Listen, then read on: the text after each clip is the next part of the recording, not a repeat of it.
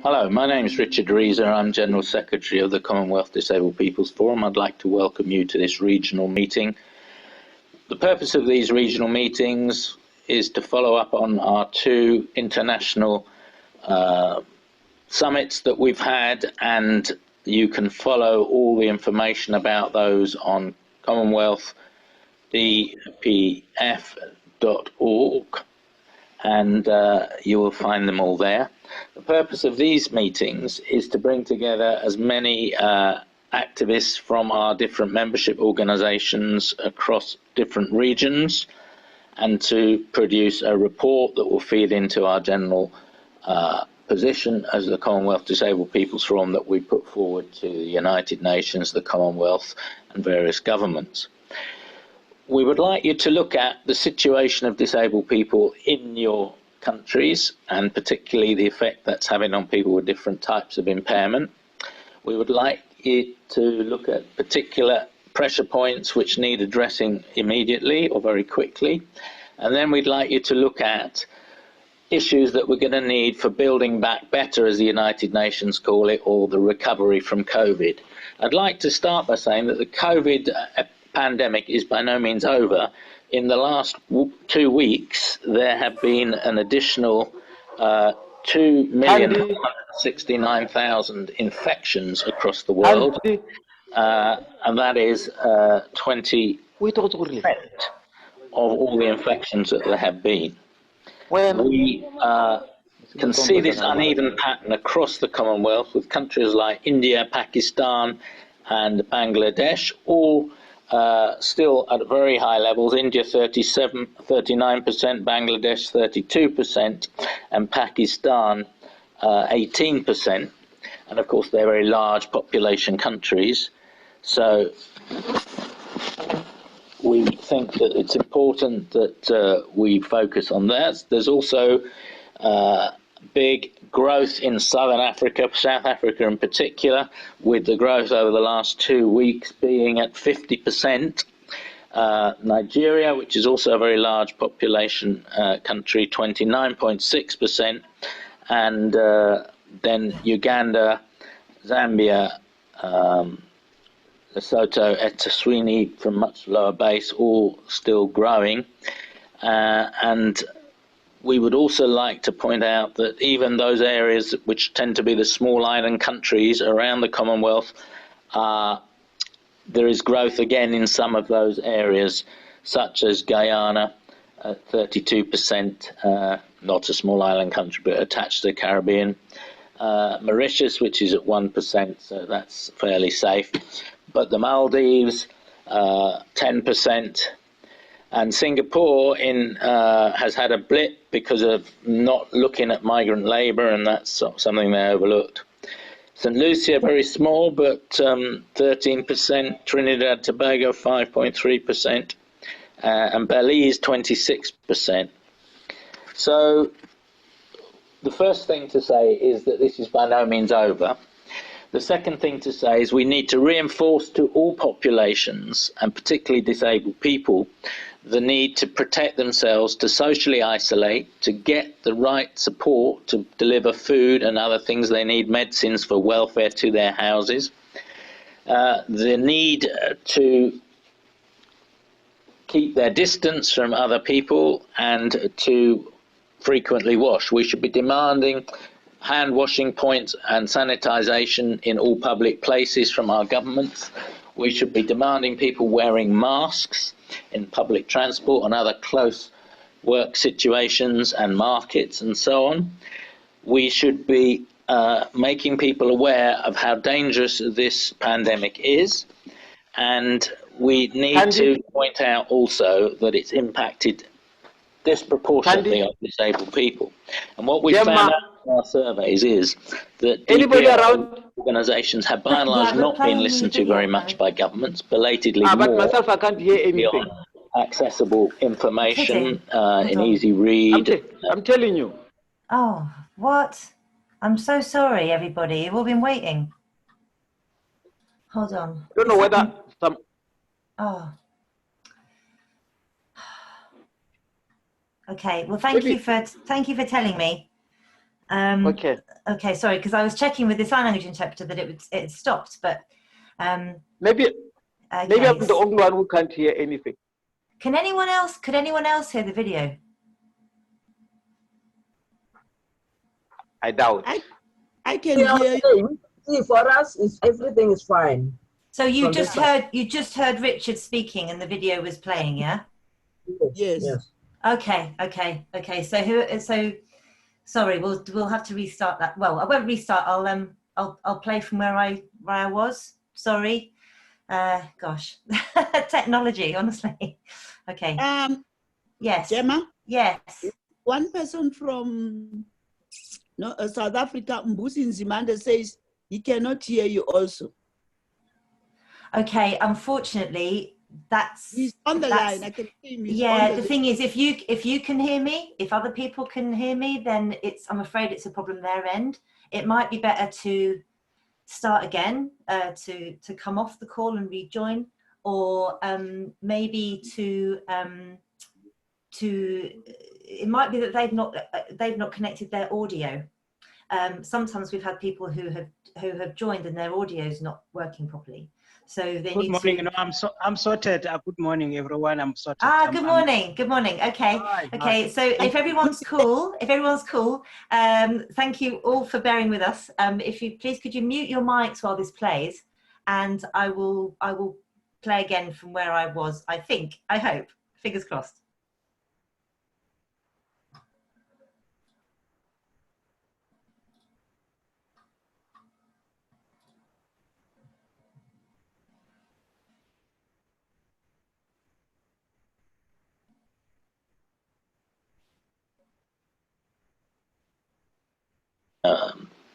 Braille, subtitling and sign language, that there's been a lack of personal assistance, food, welfare, medicines, and usual medical procedures, even where those were promised by national government down on the ground, those haven't been coming through.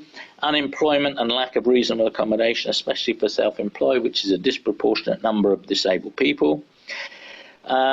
The lack of access to online schooling for many of the 1.6 billion children who were sent out of school by lockdown, and this has impacted inclusion in a big way. And the higher fatality rates for people in orphanages, care homes, mental health institutions of one sort or another. And it underlies the point that we need to really be taking very strongly forward Article 19, independent living. We don't want people living in these institutions. We want them to living in the community, supported by the community, is the first thing. The second thing, on education, we need to really be building back much better inclusive education, not waiting for some point in the future, but actually wholesale transformation of the education workforce, particularly teachers, to learn how to differentiate the curriculum and having a much wider curriculum and assessment system that accommodates everybody. We need to mobilize the community and local areas to make schools accessible. We need to challenge sexism, which particularly affects girls in school, disabled girls, and we need to be looking at getting much better systems of support in place for disabled people. A number of countries, such as Malaysia, have increased the amount of welfare benefit that they're paying to disabled people. We need to get this recognised, that because we came out worst in this pandemic, we need to now have some preferential treatment to get us back on our feet. We also need much more support to get cooperative employment systems going for small self-employed business people who are disabled, and recognising that community investment is the best way forward, particularly for disabled women to run their own collaborative businesses. We need to get our voice listened to and get our message onto the mass media. People need to utilise all channels such as writing, Skyping, and contacting public discussion and taking part in it to get our profile much higher. I wish you well in your deliberations, and I hope that you'll feed back to us what you've recorded. And just a reminder for those of you who are not yet members of the Commonwealth Disabled People's Forum, you can join The membership form is free. You just have to fill in some details of your organisation to make sure that we know that you're run by disabled people and controlled by disabled people in your country or part of your country. The form is on the website www.commonwealthdpf.org. Thank you.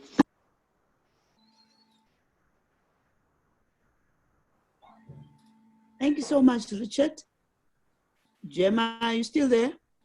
I am absolutely still here. So, so Richard's not here. He was just recorded that for us. So, so you can start the meeting, and I will be quiet. Okay, thank you so much, Gemma. But is it possible for that video to come to members so that they can remind themselves? Exactly. So this video is part of this call, and this, in fact, this is a really good time to tell you all this before I be quiet. This video, this whole call is being recorded, and it includes that video. So this call will be put on the website, on the CDPF website, which you can access via a link. You have to sort of click on it to watch it again, but it will be absolutely be available. And if you'd rather, I can also email you the link to it before it gets put on the website. So absolutely, it's fine. You'll basically have the video at the beginning, and then the rest of the call. Okay. Thank you so much, Lydia. Gemma, thank you very much for that information. My apology. I think it's time now that we must introduce ourselves and see who's here inside the house so that we can start to know each other.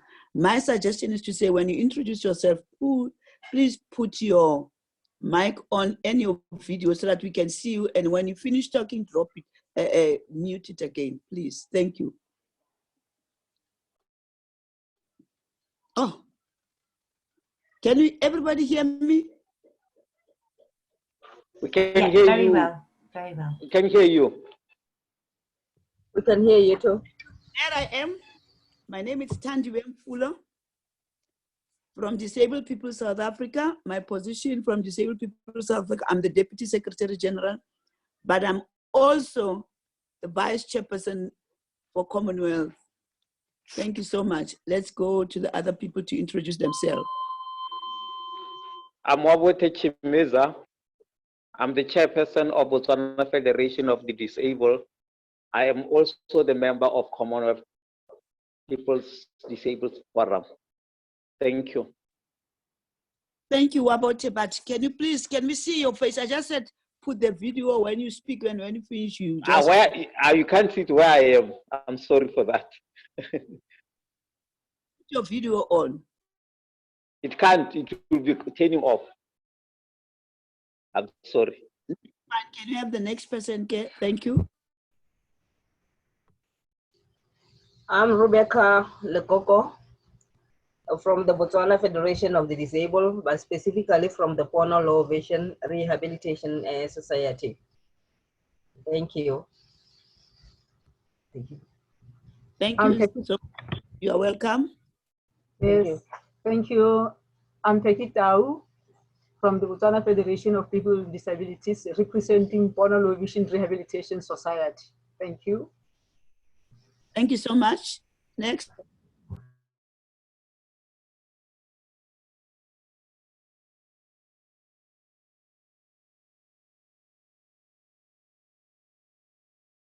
Where are the other participants? Can you get people to introduce themselves, please? Good morning. Can you see me? Hello? Your video is off. Start your video on. My video is on. My video is on. I can see myself on the screen. My name is Mbusen Zemande from Disabled Children Action Group, which is a parents movement of children with disability in South Africa. I'm the Secretary General. Thank you so much. Thank you, Mbusi. Next.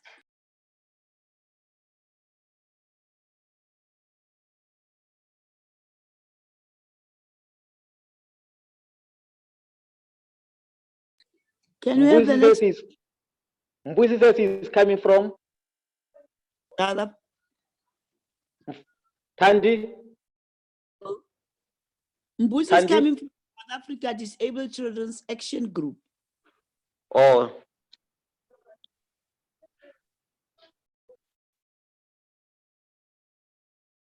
Where are the others?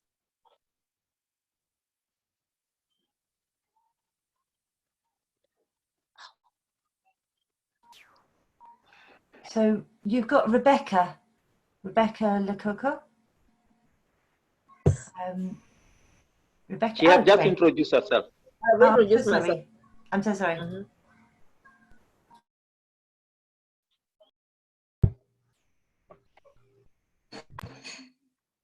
Let's go, Rebecca, talk to us. She has already done that. I've introduced myself already.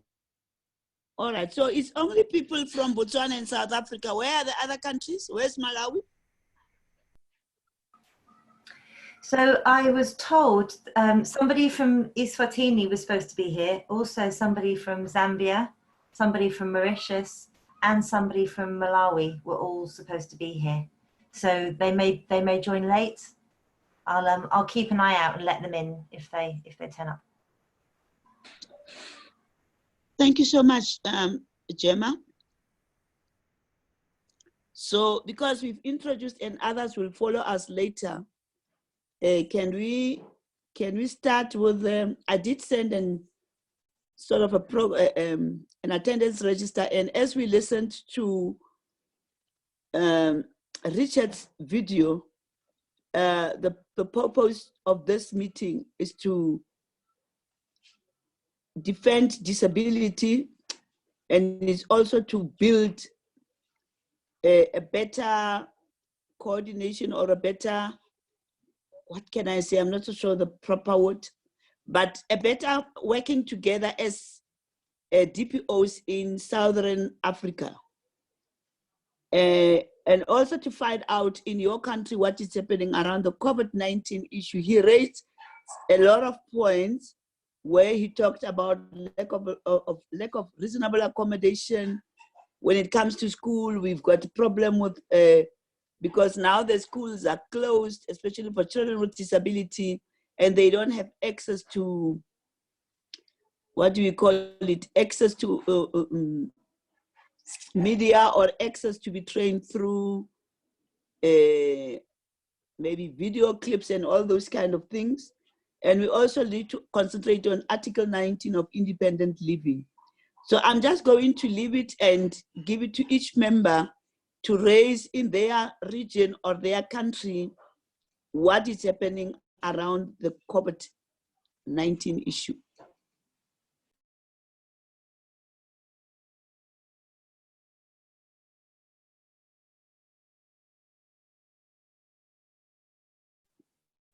Can we have someone who can have a take around that?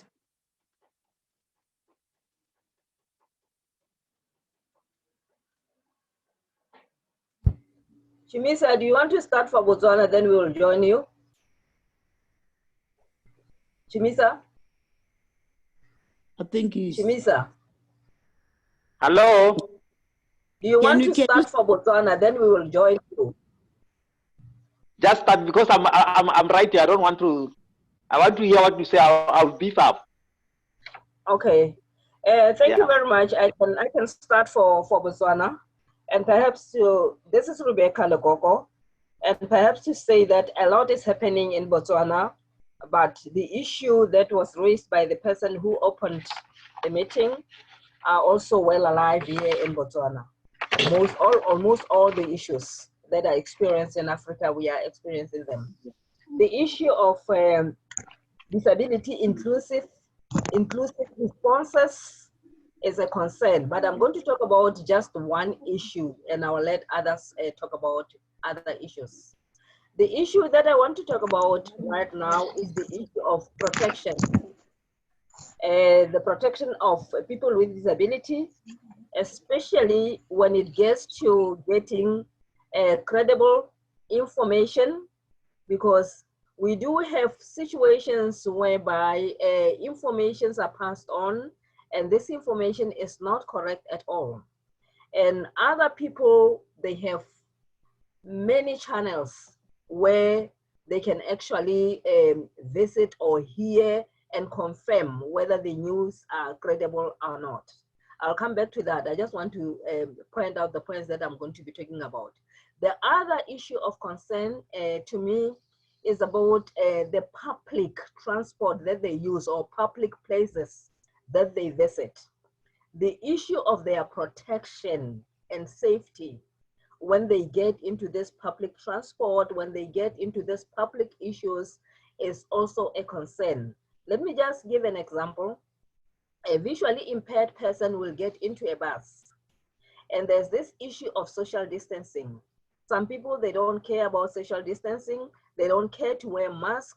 The person will end up sitting next to a person who is not protected. Because in the public transport, there is no one who is there being a focal person who can take care and see how these people, how we are protected, people with disability are protected. Let me talk about public places like shops. In the shops, they are supposed to be, you are supposed to wear a mask. There are supposed to be centers or points where you can get a sanitizer. At times, you need to be asking them because you don't find anyone by the door. They are supposed to be by the door. They are supposed to be, you are supposed to be writing your name when you get to the door. They are supposed to be taking your temperatures, but at times you find even the temperatures, you are told that they are not working. You get there, you are a deaf person, you need to communicate this to people. They don't understand you because they don't have the language, and no one is there to be actually helping people who are disabled completely. This is a concern. And like I said, you get in a bus. We are told to observe all the restrictions that we know, but it does not mean that they are being observed. You get in a bus, you sit next to the person who is not wearing mask completely, and you can't even see that this person is not wearing a mask. Who is there to actually protect you? So these are some of the issues that really we need to be looking at. Even getting to the government offices where you can get important information about the COVID-19. You find that when you get there, you find is you want to use your sign language, no one knows about it. No one is around at the time to actually help you. So issue of protection, especially in public spaces, for me is something that we really need to look at. We really need to look at in all aspects. And that issue, like I said, of how do we verify whether the information that we are hearing, if we cannot see, is credible, or that we read but we cannot hear is credible, because other people, they have different means of verifying the information and knowing what to do. But nothing, this is a gap that I'm saying is not attended to. How do we actually protect ourselves when we get to public places, when we get to public transportation, when we get into, in the midst of other people? Because once the lockdown has been released, like any other person, people with disability have to move around. They cannot stay forever in the houses because they also need survival means.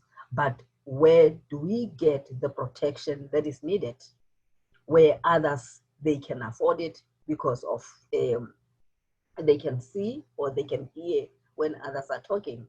I just want to stop here. I can come back to it and give another person a chance to talk. Thank you. Is that okay? Hello? Thank you. Yes. Thank you so much, Rebecca. Thank you. I think Rebecca has spoken about very important issues in terms of protection that is around COVID-19, in terms of public transport, which each and every country has got it. But can we have some more input from other people, please?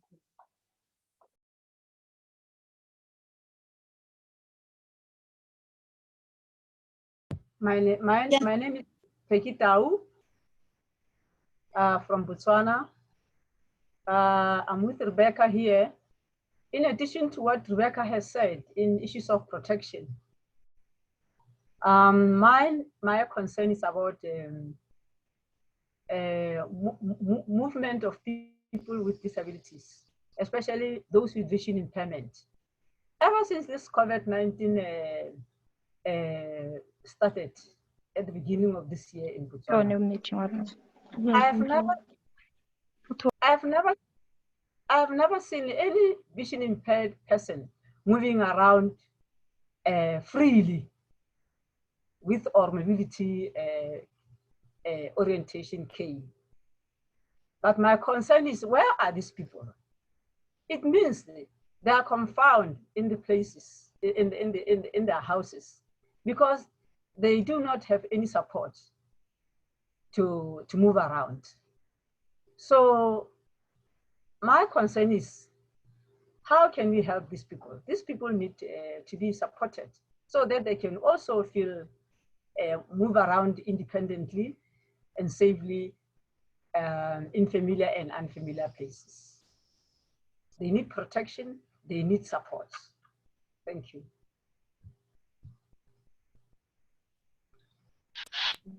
Candy. Hello. Hello. Hello. Yes. Yeah. My name is Wikuto from Botswana. Yes, we could. So. I'm Wikuto Majam from Botswana. My concern on the protection of people with disabilities on this issue is that in schools here in Botswana, they are not catered for. You'll find out that there are basins for them to wash their hands. They forgot that there are those who are on wheelchairs to lower the basins for them to wash their hands. They even forget that even the use of masks in classrooms, they tend to forget that these people need, that those that can't see at all, who need to be shown how to use the masks, how to move around the classrooms, because sometimes you'll find out the classrooms, even the social distancing for people with disabilities to move is very limited. Even those who cannot hear, they cannot hear what is supposed to be said. You find that there are no billboards in the schools. So for those who are hard of hearing, they need to read to know what is happening, or they need some people who will be translating for them, but they are not, that is not being that is not in place. So we have a problem in these people, to protect them from this coronavirus, to know that we cannot be, we have to adhere to the rules and regulations that are for coronavirus. It's just been said, but they forget that other people are there in place that need to hear about this virus. Thank you. Thank you so much. What I want to understand, is this a special school or is it a normal school? It's a normal school. Normal schools in Botswana. Okay, thank you so much. Can we have other inputs from other people? Mande, are you there? Can't move. Don't move. You give me with A. Mbusi, are you still on the line?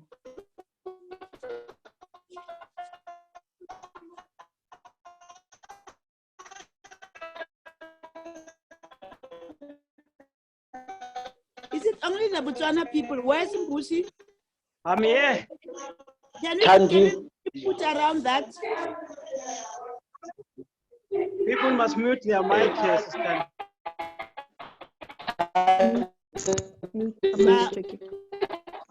Majority have muted. I'm not sure who's talking now. Can I? Candy, can I add? No, Mbusi is going to talk. Can all of you mute your mic? Okay, there's noise there. Can you mute your mic? No, thanks. I think it's now clear as standing. No, look, in South Africa, I think for us, what we have noticed, we all know that we've got good policies in generally on issues of disabilities. However, the challenge has always been that we are unable, government is unable to implement some of these policies, which good as they are, but if they are not implemented, they remain a good source of document, which is not practical. However, in relation to the COVID-19 pandemic, we have a concern as disabled people, especially on children's education, that we are not consulted. We are not part of the team, even if it's a team that advises the officials and the ministers.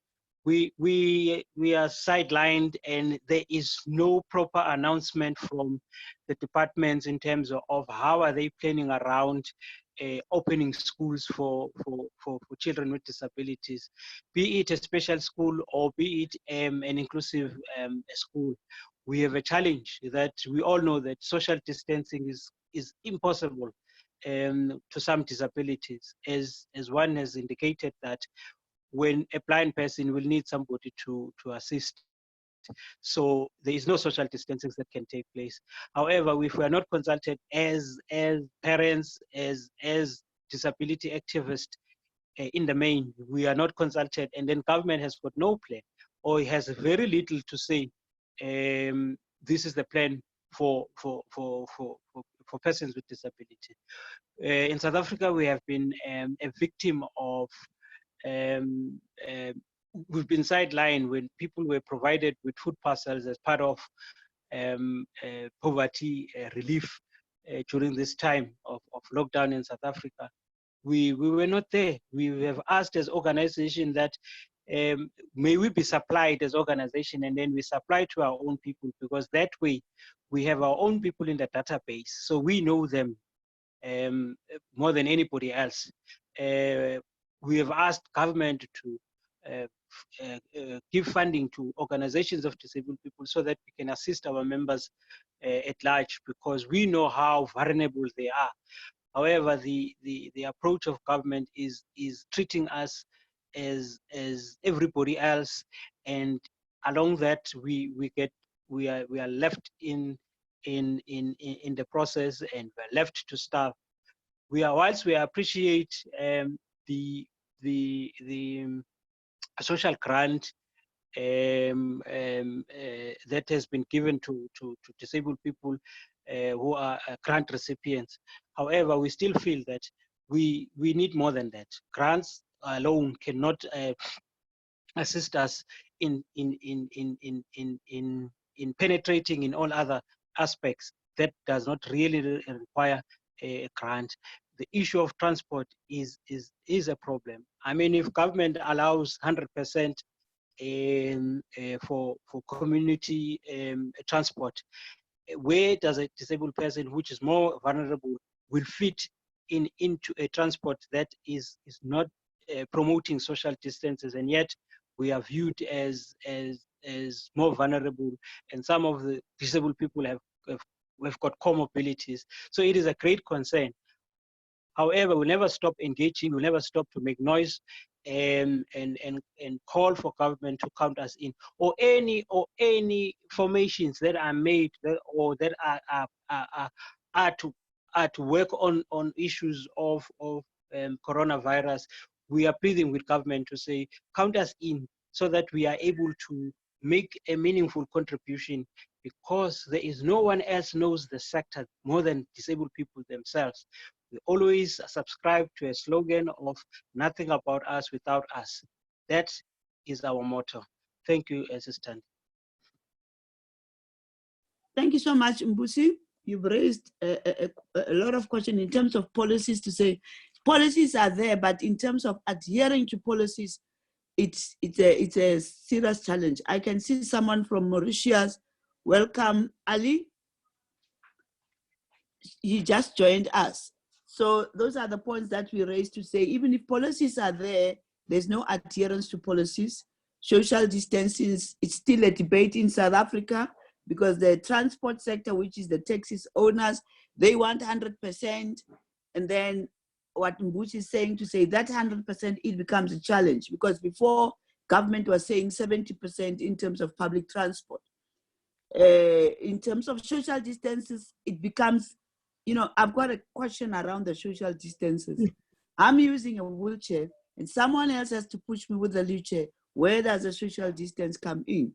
What I'm trying to say is, as much as this person is assisting me, that person is not, in terms of protective gear, that person does not qualify to be given free mask, sanitizers, whatever.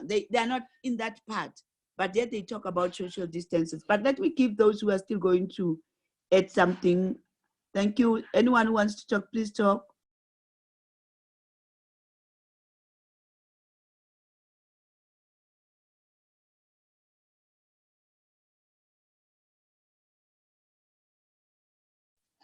Ali just joined us. Ali, can you talk to us? Welcome. Introduce yourself, where you are from. Hello, can you hear me? Hello, Yes, we can me? hear you. Yes, yes. We can hear you. Yes, sorry, I have been a bit late. You know, I've got a connection problem, and so now it's okay. I just joined now. I have heard some of you few words about nothing us with us and the social distancing. I think the problem is mostly common. So we have to join hands together to see how we can look for solution to these issues.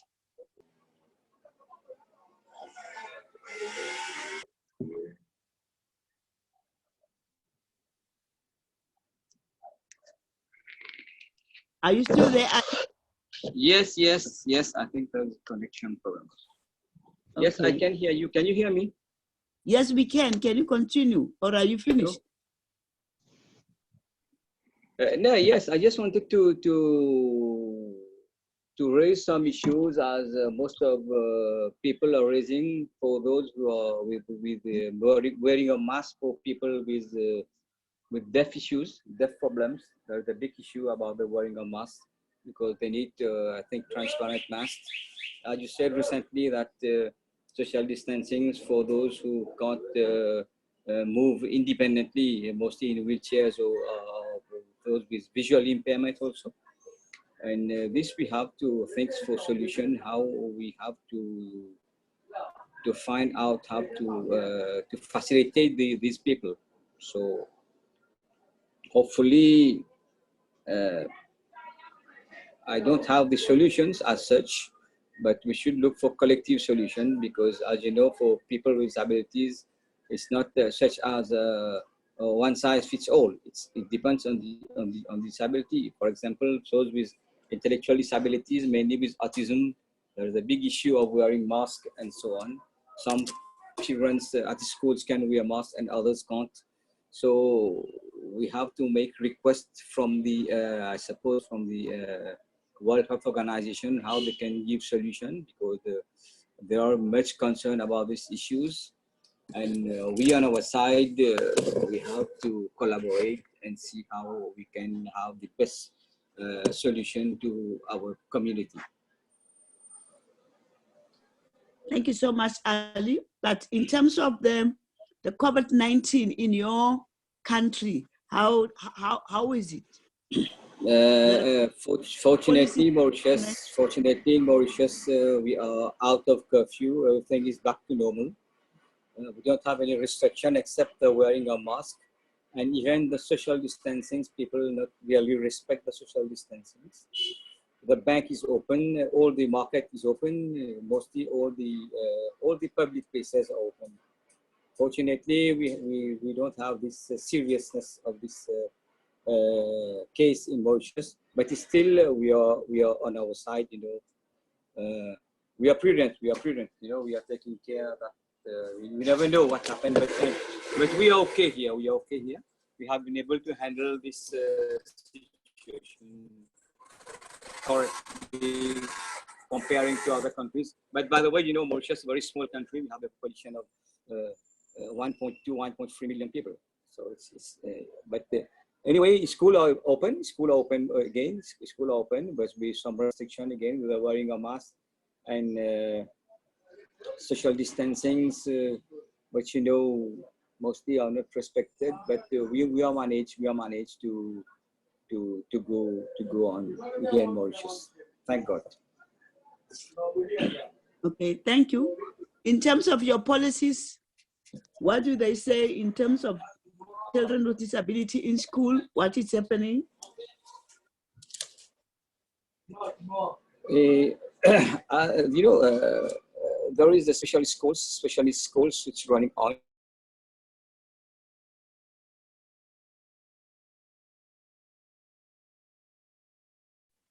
Hello, are you still there? I think we've lost him. Did we lose you, Ali? Tandy, can I just say, just before Ali comes back in, that we've lost Chimitsa. We are able to deal with the situation. We are managing to deal. I won't say that we are perfect, but at least we can manage. We can manage. Schools are on. We can manage. Children with disabilities also are on board now. Hopefully things are going. I won't say perfect as I told you before, but we are managing with the situation. Thank you so much, Ali. Any input from other people? Who is this Galaxy 10?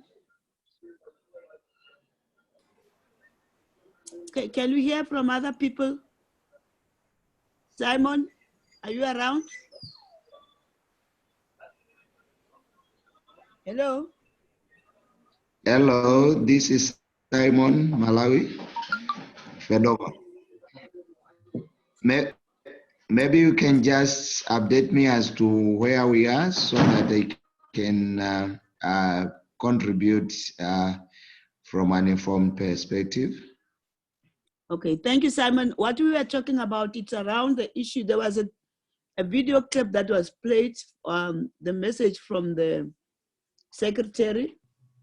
But what we are talking about is what is happening around the issue of COVID-19 when it comes to people with disability, especially schools, especially Article 19, independent living, access to education. If your schools are closed, how are, in terms of social distancing, the protections, the public transport, a lot of them. You can just tell us what's happening in your country.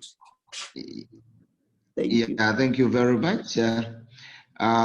Basically, as Malawi, the COVID-19 interventions started around the second half of March, and by that time, I think we had no case registered in the country. And that's the time when the schools were even closed. And after the closure of the schools and some preventive measures had to be announced to ensure that there is no spread of the virus within the country.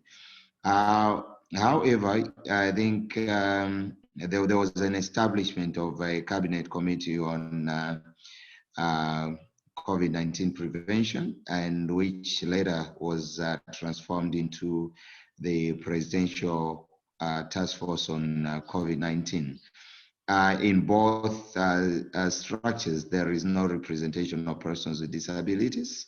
And there was an attempt to effect a lockdown, which was challenged in court. There was an injunction that was obtained to challenge the effecting of that particular lockdown. The issue is still in court up to now. One challenge that we had was that within the same time, there was an order by the court to do a rely on the elections that we had last year. The elections were nullified. So the political aspect had also come into play seriously, and it affected most of the things. However, in terms of school, we know that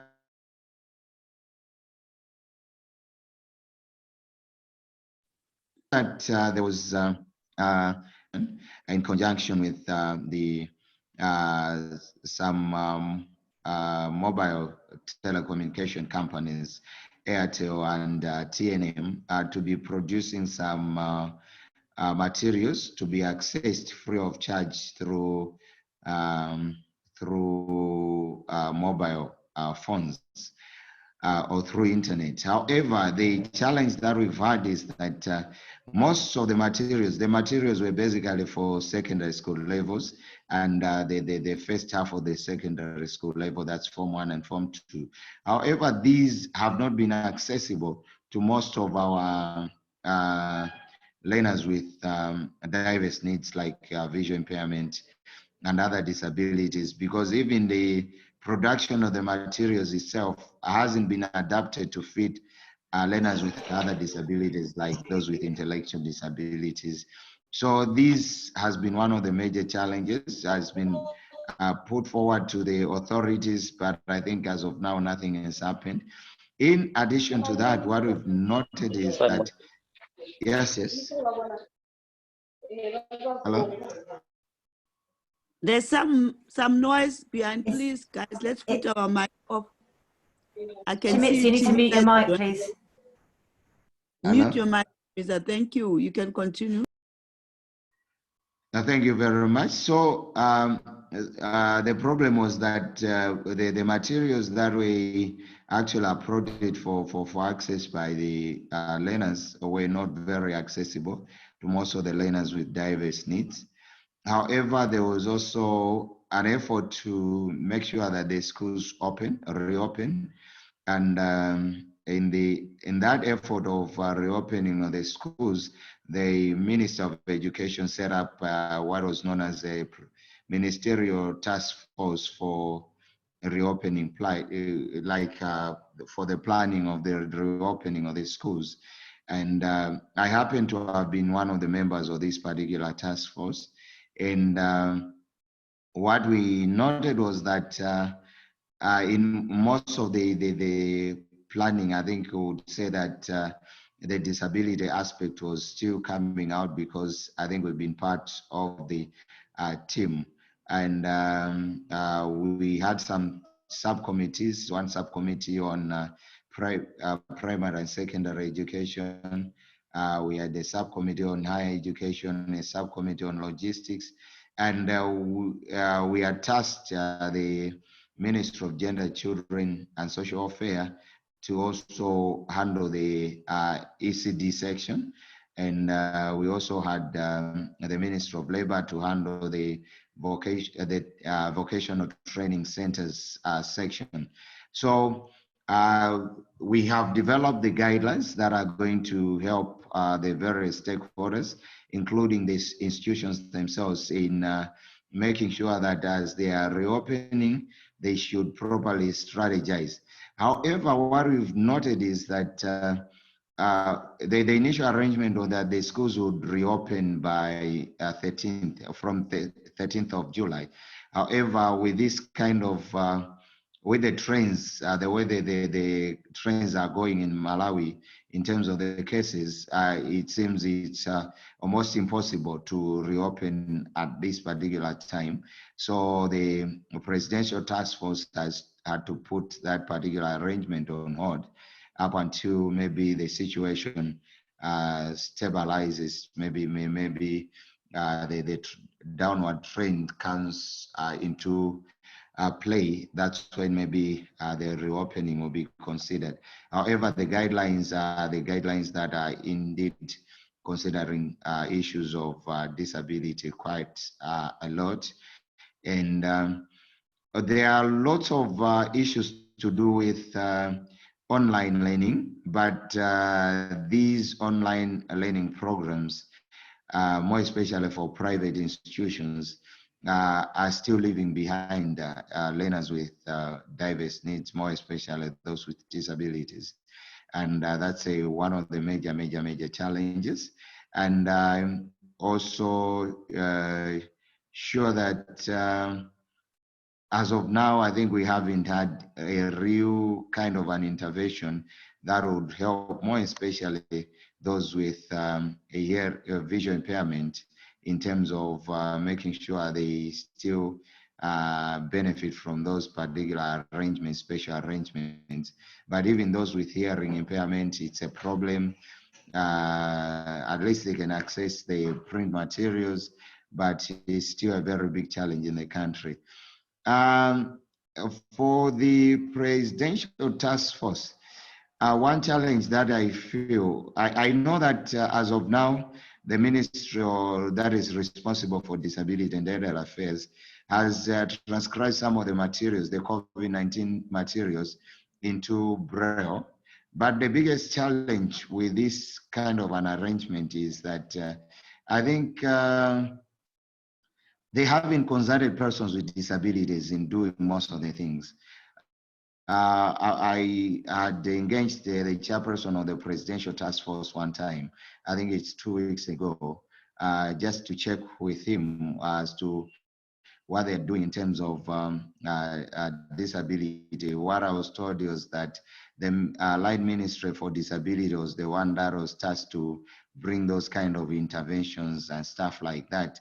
And but still more, what I noted was that it still is a big problem because the ministry itself, the Line Ministry itself, hasn't consulted persons with disabilities such that to me there was a very serious need to even adapt most of the materials, the preventive materials, preventive measures that are being propagated out there. There was a need to adapt some of them so that they really fit into the needs of persons with disabilities. But that hasn't been done to an extent that what I feel strongly is that I haven't gotten hold of any of the materials so far. I have visual impairment, but I haven't gotten hold of any materials that have been transcribed into Braille. But at the same time, my biggest fear is that most of those kind of materials are the same materials that are being disseminated to everyone else, such that the materials have not been adapted. And this is a big risk still because the materials are not taking into consideration the needs of persons with disabilities in terms of the various kind of messages that are already in circulation out there. So basically, I think in the interest of time, I can stop there. Thank you so much, Simon. Thank you very much for the information. I can hear you talk about the presidential task force. That means is it inclusive of people with disabilities? I'm just curious around that because we've got the same. The task force is not inclusive. We've advocated as much as possible to make sure that the task force becomes inclusive. There should be a representative of persons with disabilities.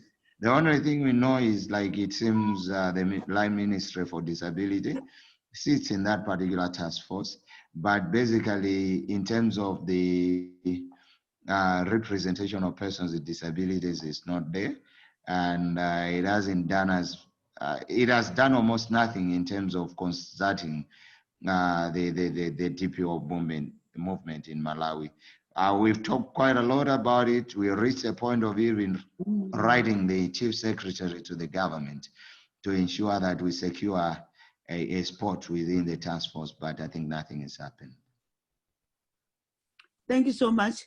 So it seems to me in terms of that, there's no self-representation. There's no self-representation in terms of people with disabilities. Someone else is representing you. So the DPOs are not part of it. We in South Africa, we do have the presidential task team. We are, people with disability are represented, but there's a challenge because they are represented together with the service providers. at the end of the day, there are That's more service providers than DPOs. So it also creates challenges into our discussions in terms of that one. But let me give it to other people to say. yes.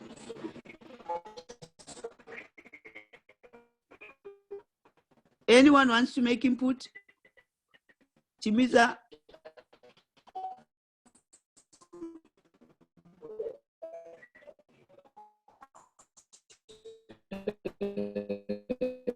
Is that you speaking, Chimiza? Who's speaking? I can see you. Chimit, so it might be better for you if you turn your video off, because it will help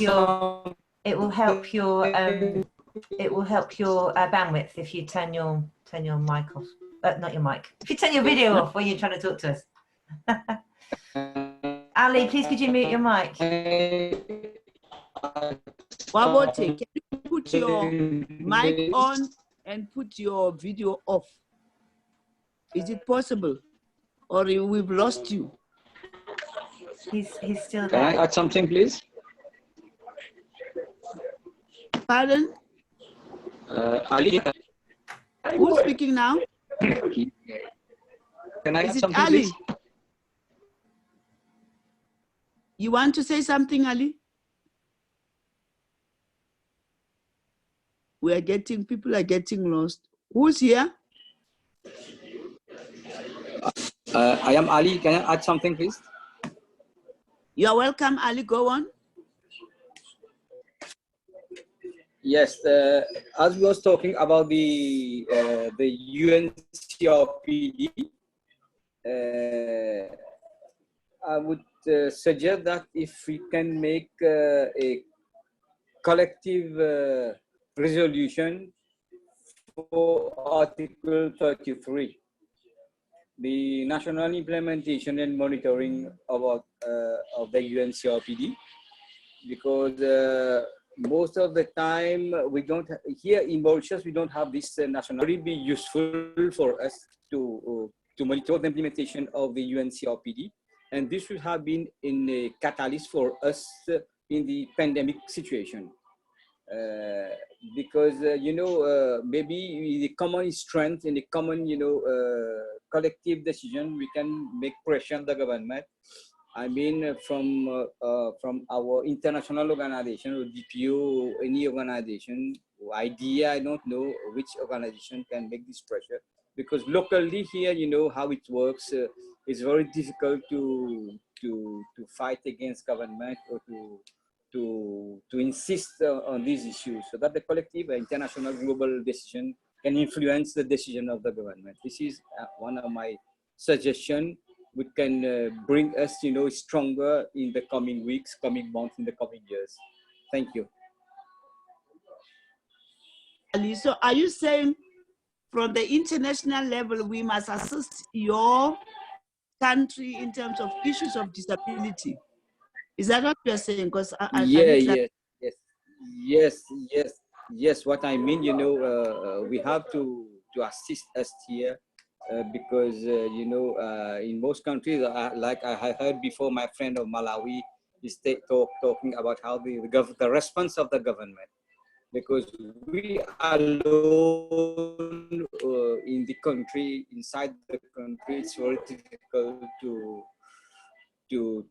pressurize, to insist with these issues. When it comes, from international level, wide now, it's global.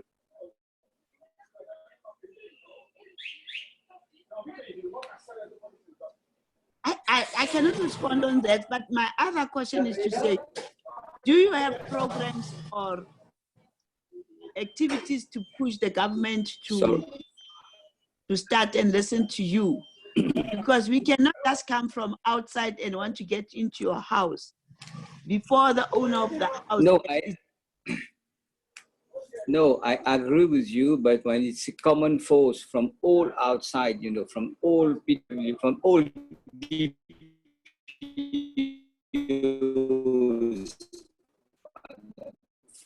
Federation of the DPOs, but from international level, when they you know, when they I would say, you make the noise, I would say, we can make the noise together.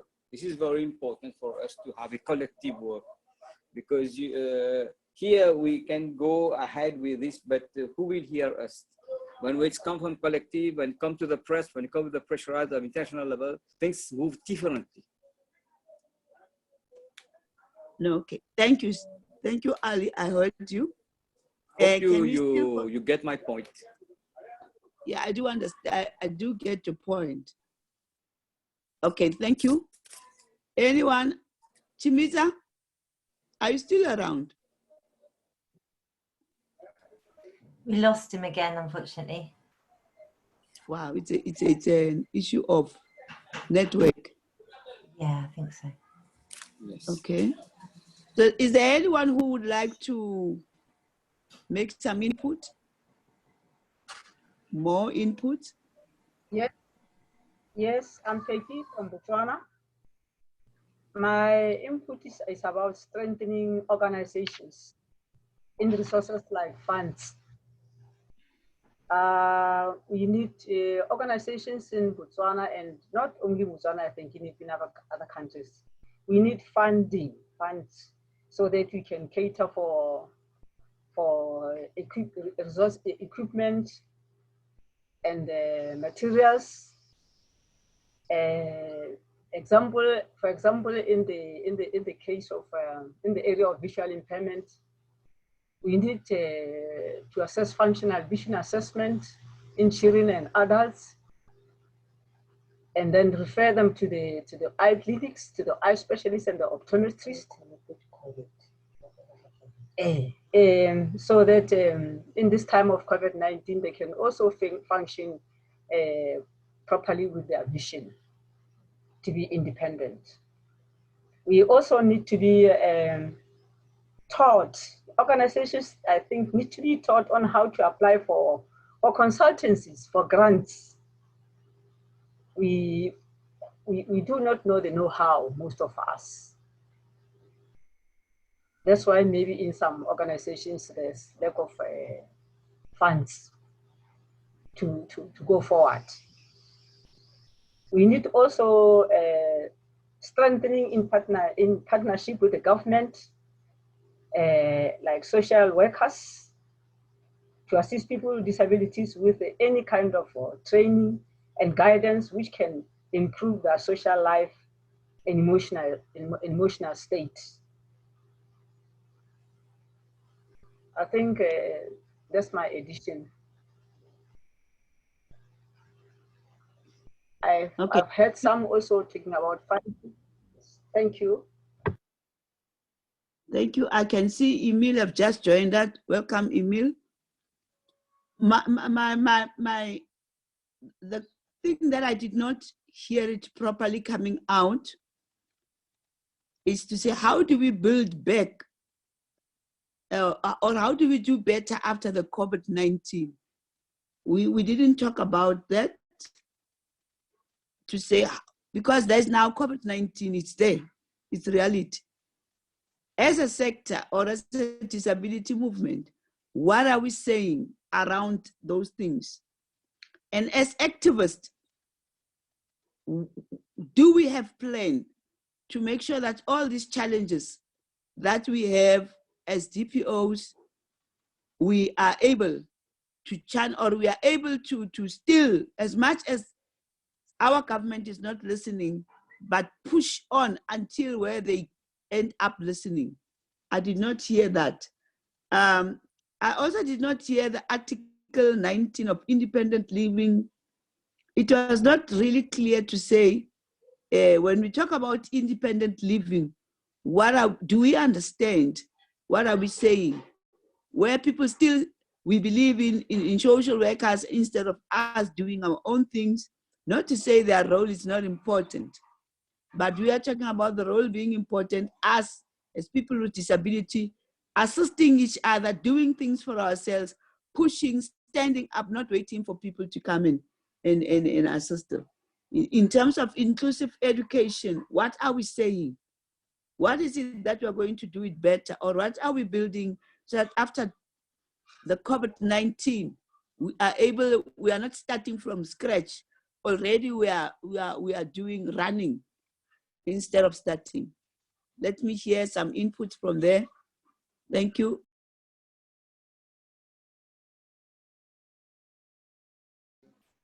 Hello. Hello. We Kucho from Botswana. Yes, we could. Go on. Hello. I think we as people with disabilities, we need to encourage ourselves not to depend on the social workers, but to work and make businesses, get into offices of people who stand for us. But if we sit back and say we will depend on social workers to help us live, it's going to be difficult.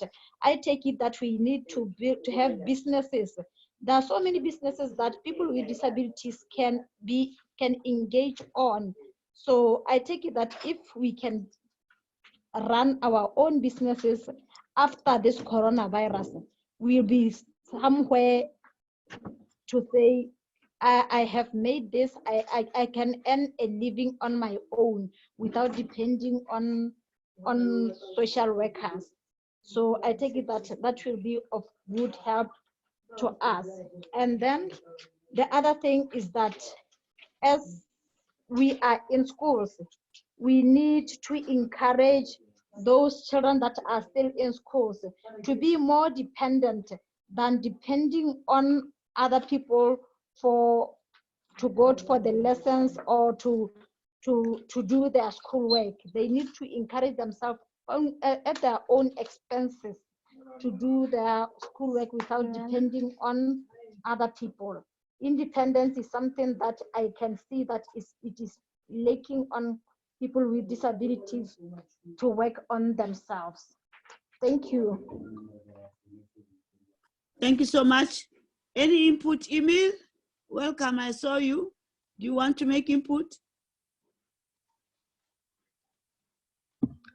Good morning, ma'am, and good morning, everybody. I apologize for being late, but I must say that it's quite an honor for me to attend this meeting and to attend it with very influential people with regards to our purpose and why and the reason why we are actually attending this meeting is we acknowledge that there's a crisis, and we acknowledge that that our rights are not being met. If you look at accessibility and also with regards to healthy living, equality, and especially inclusivity if you refer to education. But unfortunately, I couldn't hear the first part of the discussion, but I quickly want to add a small contribution, if I may. As we all know that this COVID-19 outbreak poses a serious threat, specifically to city services and global health. And as we know that it's radically transforming the societies in which we live. As we know that specifically disabled people, we are heavily affected, and this is the worst economic contraction since the Great Depression. 1.6 billion workers all around the world, especially in informal sectors, are having their livelihoods threatened by the lockdown in most African countries. And specifically, I heard something with regards to education. The 2/3 of children have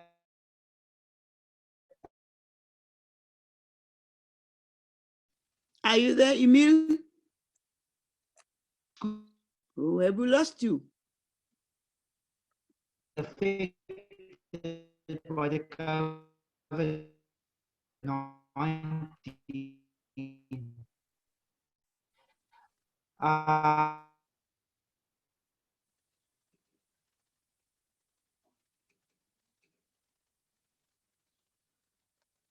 Yes, Emil.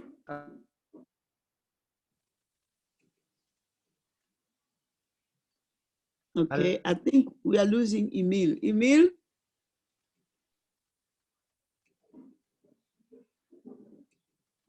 Yeah, we've lost him.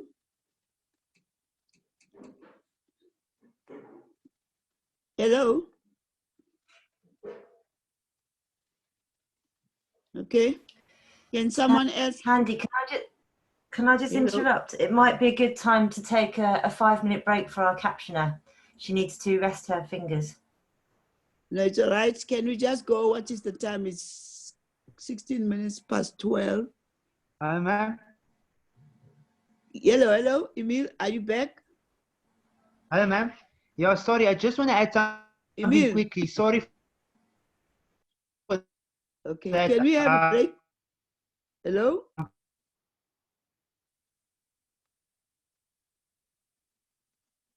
You are breaking. Should we just break for 5 minutes? Please. For our captioner. Okay. If everybody stays on the line though, please. Emil, it might be a good idea if you reconnect, perhaps. Okay. You.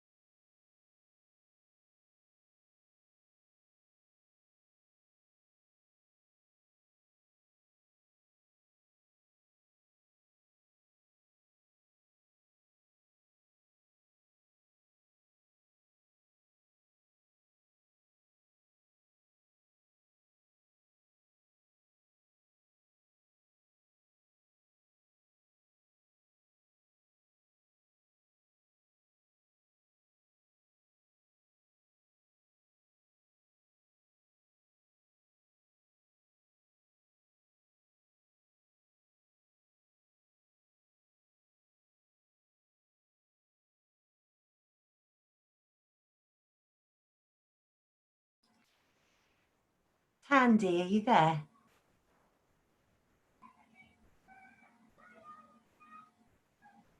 Yes, I'm here. Jane. Hi. The caption is back from her break. Okay, thank you. So we could. We all here. But we all here. We good. Are we all here, guys? Unkabet. Yes, we are here. Okay. Emil, are you Yes, here we so are that you here. can continue? Emil? We are here. Is Emil here? Yes, yes, I am, and thank you. Can you hear me? Yes, we can hear you. Okay, thank you. So, what I was basically just want to say is that, what I was basically just trying to say is that 15 to 25% of estimated forecasted loss in city revenues due to the decline of economic activity due to this COVID-19. And our objective, how I see it, is our objective is based on advocacy and engagement. And therefore, we need to identify first thing the emergency issues and the documented, the lived experiences of disabled people, and specifically ensure the sharing of best practices. And I think that is the purpose of today's meeting, is to create a network of networks and bigger coordination amongst ourselves, and also to be the middleman to communicate with government to ensure that persons with disabilities are accommodated in all aspects. And specifically, the reason why we are doing what we are doing is based on the Global Act principles. Number one is non-discrimination, to ensure that all layers of government, each in its own capacity, to guarantee the local governments do not endorse discriminatory practices against persons with disabilities. The second global principle is accessibility, and to ensure that all local governments guarantee the access to clear communication in multiple formats which is available, and to consider the many persons of disabilities, specifically older persons as well, living in poverty and informal settlements, do not have access to internet. And I think we can also see it with regards to our own country, like South Africa as well, due to the inequality. And the third global compact is participation.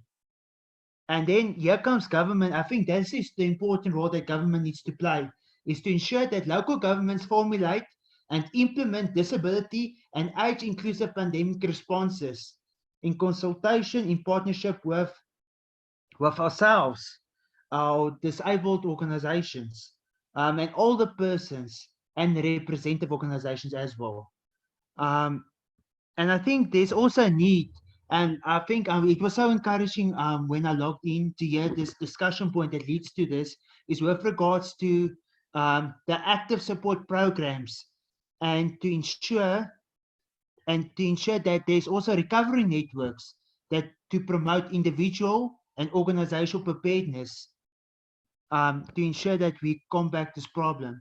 And then the last one that I also want to add, that I want to contribute, is data for development. And I think this is also, this is where government also comes in, to ensure that local governments publicize and share their standards, processes, and criteria for data collection measurement, and to prevent biased data collection and interpretation. And then also to ensure that we analyze these data, and specifically that we learn from the COVID-19 lessons, and then where we leverage them to create a new post-pandemic normal aimed at the reduction of inequalities for persons with disabilities. So I'm looking forward to hear the conversations. Thank you. Thank you, Emil. Anyone who would like, is Chimisa still gone? Yeah, he is. Okay. So anyone who would like to make input, please, can we continue?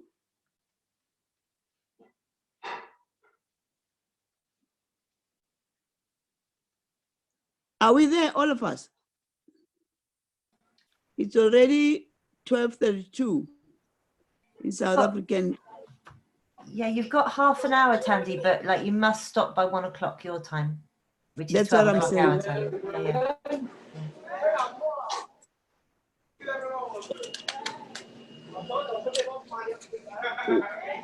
There's someone who's next somewhere. Is there any input that people would like to add on what was discussed, or they've got something extra? Hello. Yebo. Hello. We could again from Botswana. Yes, we could. The other input that I want to make, it concerns our independence as people with disabilities.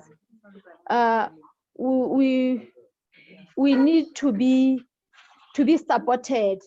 If we want to be more independent, there should be some gadgets that we ought to use as people with disabilities. We in a developing country, sometimes we lack so many things that we need to use, but especially when looking at technology, there are so many things that people with low vision, or who are partially sighted, or who are blind, they lack some gadgets to use so that they can get into this nowadays technology. Like when we look at the e-learning, you'll find out when we are watching on TVs, the lessons on TVs, those people that are the deaf people, they are missing a lot because they're just watching, but there's no one who is interpreting for them in these lessons. So I take it that a lot of things need to be put in place for our independence rather than to depend on other people. Thank you. Thank you so much. Thank you so much, Wikuto. So you are talking about inclusive education that is going to make sure that children with disability don't miss around that, especially when it comes to technology. I know in Southern Africa also there are lack of networks. In deep rural areas, there's no networks where people can access internet, even if they've got the gadget, but because there's no networks, unfortunately, or technology in that area, they're still going to miss those opportunities. Anything that we'd like to add? You also talk about independent living. It depends from one country to another.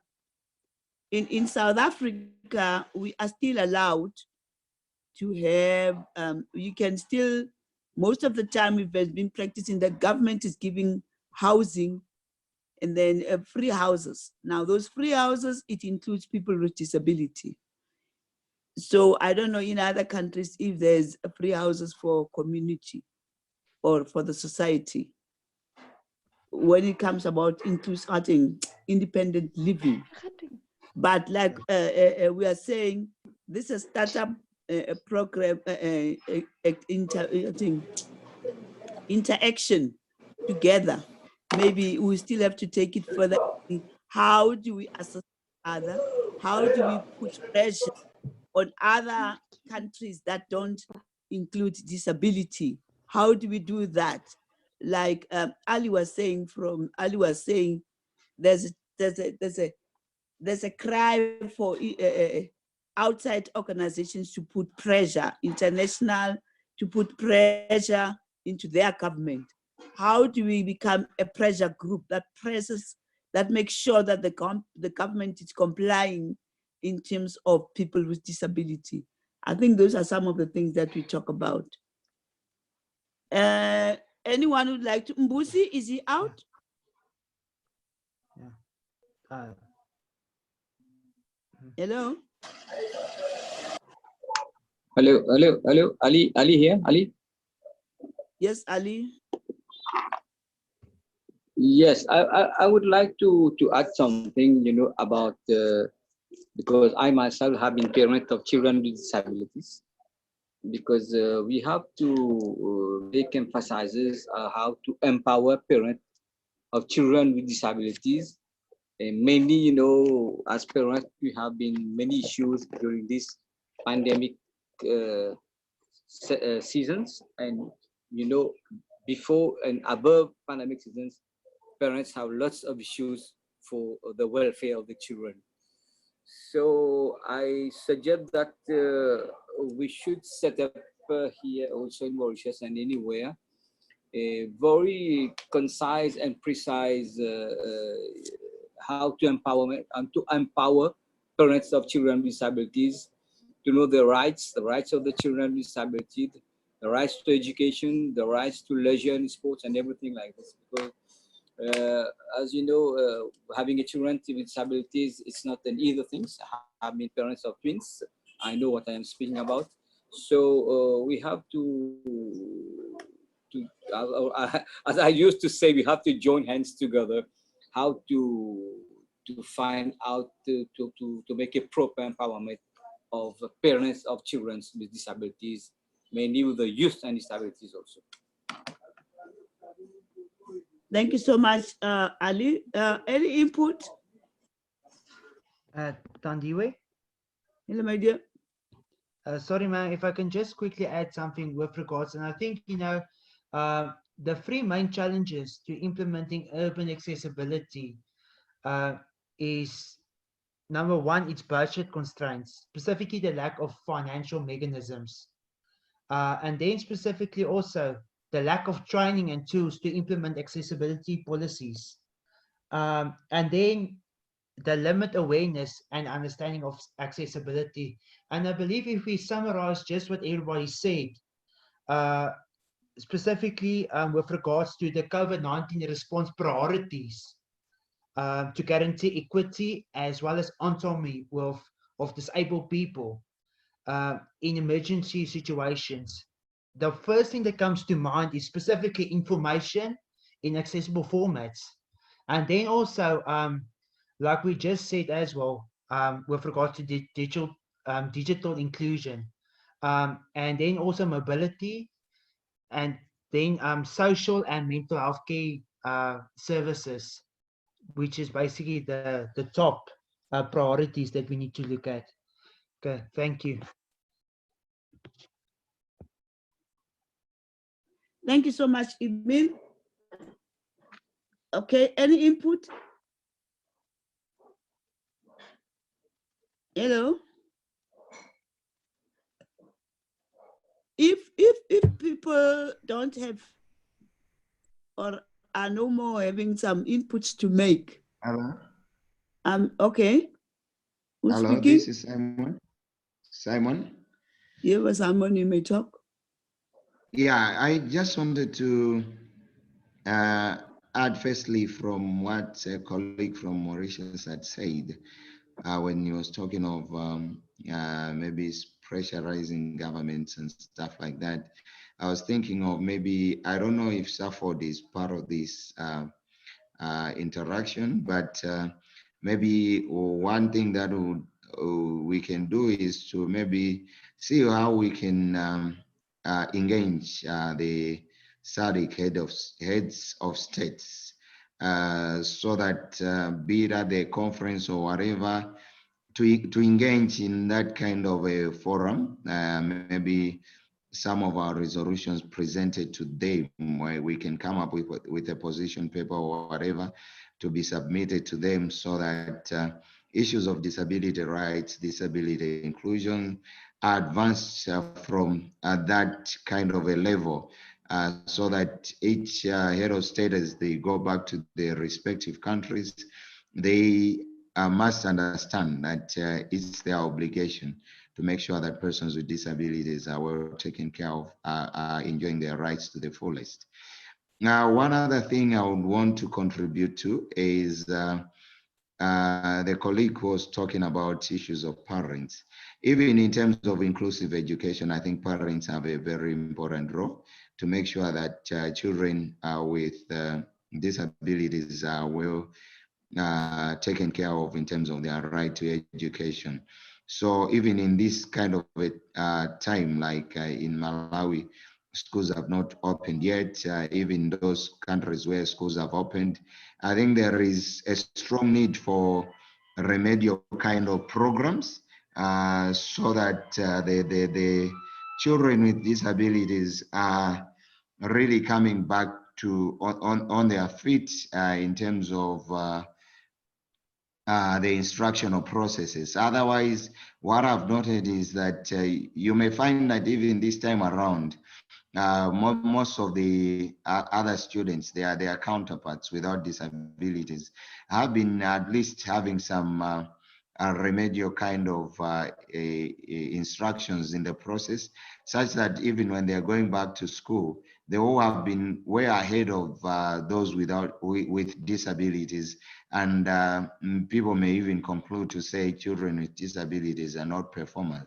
But the biggest problem is because in this period where the schools have closed, these children haven't had access to most of the materials. So even the parents have an important role to play in that particular area. You were asking about some social support programs to support community members in terms of housing and stuff like that. In Malawi, we have what is known as the Decent Housing Program. This has a subsidy program for various materials for building. And it also has like a grant aspect, which is given to people that are labor constrained, that they wouldn't be able to earn a living on their own. And this is where maybe some of the people with disabilities benefit from, but it's quite a very, very small percentage, and it doesn't really add a significant contribution to the problem that is out there. From what we've also been advocating for is for persons with albinism, because for most of the people that were falling victim to the attacks against persons with albinism, what you would notice is a kind of housing that was quite insecure, very insecure. And we were advocating that maybe the government would, through the Decent Housing Program, target persons with albinism first, so that at least all households that have persons with albinism that are living in very insecure houses, those particular households should be provided with some safe houses. However, the amount was, the government actually put an amount of money in the budget last year, in the 2019-2020 national budget. However, what ended up happening was that the budget, the fiscal year came to an end on 30th of June, and we have noted that no house has been constructed so far. But we know that there was an allocation for that particular purpose, and that to us was like a big problem.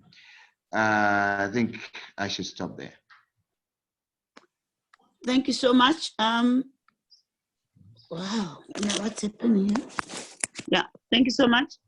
So we are saying, you are talking about the support and the SADC region presidential head of states. What I picked up what is happening at the head of states, they invite the workers' union, they invite the business sectors, but they never invite the disability sector. Maybe I'm not also Gemma here, you'll assist me to say one of the resolution is to have a letter that is written to the states, to the head of states, each country, to say, we want to be part of their meetings so that issues of disability can be raised there. That's how I understood. That's right. I think Richard wrote the letter for the same, for everyone to give to their governments, didn't he? I think there was something like that. Yeah, we did give, there was a letter. but I think we need to resend another letter again. Yes. And then if there are no response, then we can have a program that specifically challenges head of states. If it means we becomes on radio, on TVs, then we need to be there, but speak with one voice. Yeah.